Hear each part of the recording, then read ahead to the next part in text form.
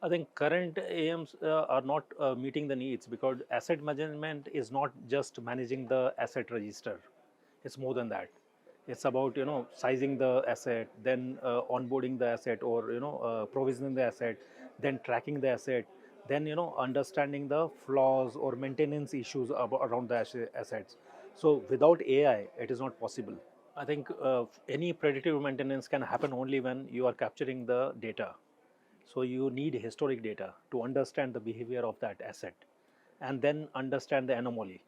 Because until you track the behavior, you can't understand the anomaly. And when you have anomaly, then you can flag that it requires maintenance, proactive, alerting to the service engineer or backend to say that this asset is requiring some going through some anomaly, requires certain fixing, and it should be able to identify also what kind of anomaly it could be and possible remedy. So it might require some piece of the hardware to be replaced. So now instead of coming here, visiting the site and inspecting the device, the engineer should be handy with all the information. So now he comes and fixes it. So it will reduce the time to fix or resolve the issue. When you have AI in play and you have predictive in a right sense, in a complete sense, like predicting the flaw and then predicting what needs to be replaced, what could be the possible flaw.